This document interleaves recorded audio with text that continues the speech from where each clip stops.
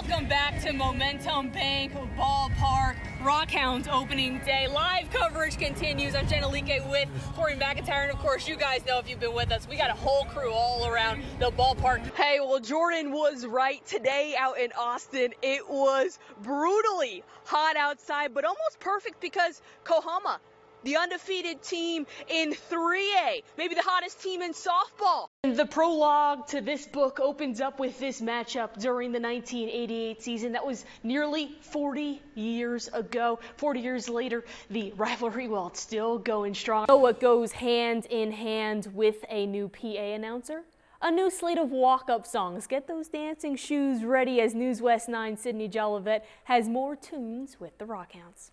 RTD Skate Park is home to local skaters of all ages who want to hone in on their skills, and soon they'll see professional skateboarding on the world stage.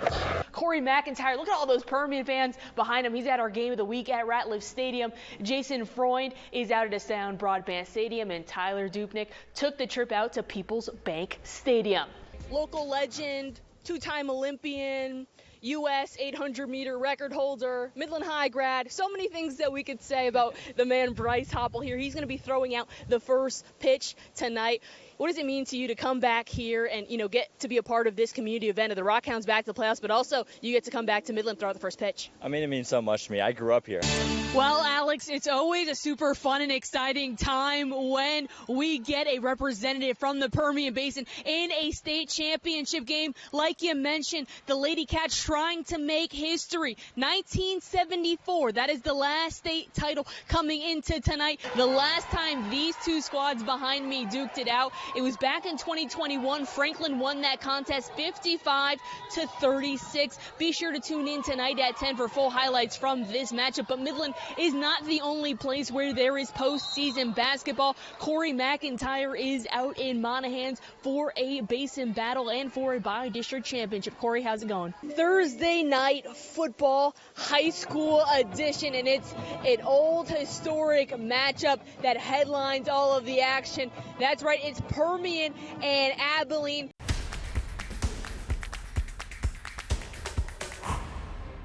It's a big goal, and we're not looking for it all to be like right now. It's, I'd love to have something right now, but we're looking to, like I said, we're looking at eating an elephant, and to do that, you just take one bite at a time.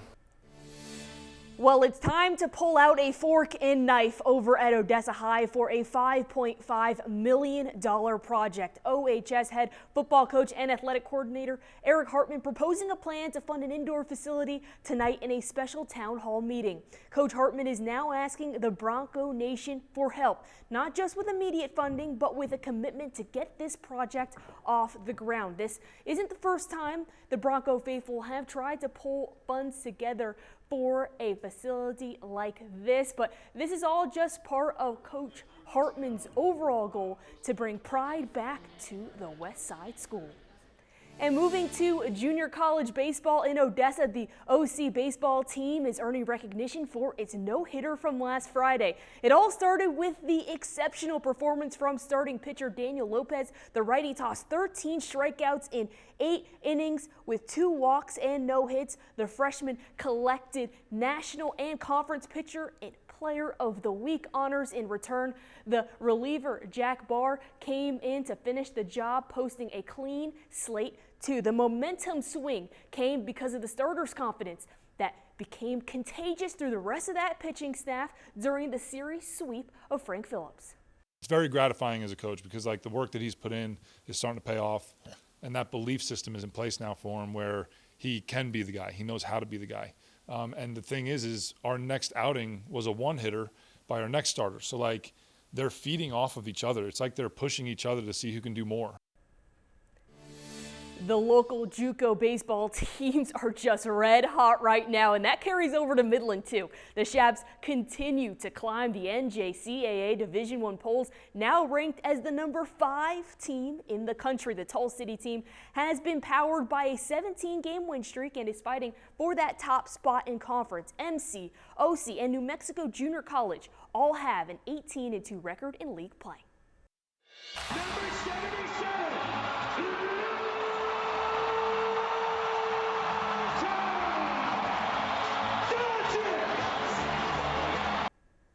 Well, all of the emotions tonight at the American Airlines Center. Luka returning to Dallas for the first time since that NBA-shattering trade back in February. The homecoming did not disappoint. The star guard exploded for 45 points for the third time this season. That was matching a season high once with the Mavs and now twice with the Lakers. The commanding performance also included 8 rebounds, 6 assists, and the 112-97 win for Los Angeles to clinch a playoff spot. You'll remember Dallas acquired Anthony Davis in the blockbuster trade. The big man posted a double-double in the loss. That's it for sports. We'll be right back. Well, the ripple effects of the tragedy at Robb Elementary have been felt all across the country, and that includes right here in Midland. Jenna Elique tells us more about a special connection on the field. Jenna. Well, that's right, Crystal. There are 2 athletes who call Midland College home that were directly affected by this tragedy and now reflect 1 year later. So being from a small town, it's kind of hard to get out of there to go play college ball. Not many people go. So I've been around baseball my whole life, and growing up I was always in the batting cage, always just hitting baseballs along with them, just staying with it ever since. The goal was the same for Clarissa Estrada and Matthew Sandoval, compete at the next level, which brought them both to Midland College, representing their mutual hometown. Uvalde is an awesome place, so not just the people, but just the community in general, and just everyone just pulling for each other. Uvalde is a small town, but it's very close. If you don't know someone, you know somebody that knows that person. Both part of the community that was thrust into the spotlight because of the tragedy that struck 1 year ago.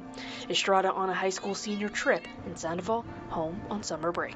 My friends that were at the school, they would show me, they send me pictures of the doors being boarded and them hiding and all this stuff, or texting me I'm scared and all this stuff. So getting those messages while you're at home whenever you should have been at the school is kind of gut-wrenching. And so at first we just didn't think much of it. It was just locked down, and then we just heard more and more, and it just kept increasing in severity.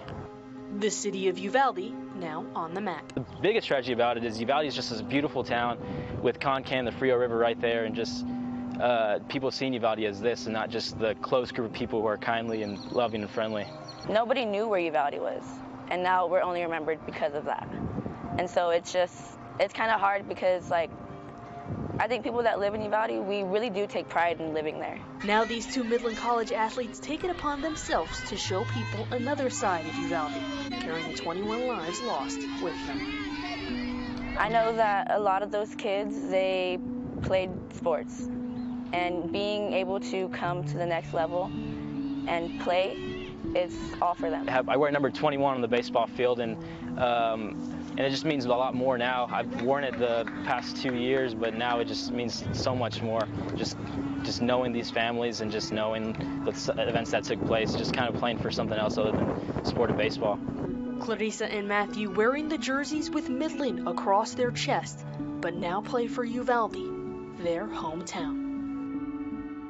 Both Clarissa and Matthew grew up playing softball and baseball in Uvalde and now carry its legacy here to the tall city, showing the best side of their small town. Crystal? Some things that happen in our West Texas community are bigger than football tonight. We share the story of how one Midland High senior is living this out by using his experience to help others off the football field. There's a lot of memories here at Memorial Stadium for Midland High's Jackson Kidd, hitting the practice field with his teammates and most recently adding public speaking to the list. I think that if I didn't do it, I would regret it later on in life, and I didn't want to look at it as a missed opportunity, and I wanted to be able to share my story in case it inspires some people. Kidd faced an unexpected turn in his story that would change his life just as he was entering his senior season for the Bulldogs. August 12th, I think our scrimmage started at 10, and literally 7 plays in, I was coming down to make a tackle, hit the ground, couldn't move for about 8 seconds, and got up, and I told my trainer that I was fine and that my neck was just sore. And then for 3 plays, I went in for punt. and then came back out because my head just felt like I couldn't hold it up, and it felt like a bobblehead. The defensive back suffered a fracture in his C5 vertebrae and needed surgery, ultimately leaving him asking the question if he would still have a chance to suit up for his final season. That was one of the hardest questions I've ever had to answer in my life, and I didn't want to dance around it. I didn't want to make him think things were going to be okay, because it was pretty serious. When Jackson asked, what's this mean? When can I go back out there? I had to tell him that, buddy, it's more than just football right now. And it was Kid's belief in something bigger than himself that served as an anchor during this stormy time in his young life. My faith has just helped me. I mean, I could have went off the deep end after this injury. My senior year didn't go the way I wanted it to, and I could have just gave up, but I found comfort in my faith. Wednesday night at Permian Basin FCA's Fields of Faith event in Midland, Kid walked onto the same field where he broke his neck, this time without a helmet, but with a story to tell. It would take about an hour to get the results back. And a message to spread. If they're going through a hard time, I hope that, they don't rely on themselves. I hope that it inspires them to turn to God and not try to take it upon themselves to get through a trial or a rough time. Most people, when they're giving a speech, they start out small, but he went out there in front of a lot of people and did a great job, and I hope it touched some people tonight. And I know a lot of you have heard about Jackson's story. He and his dad, Cody, also mentioned how much the Midland community came together through their tough time and credits it for helping them get through the hard season.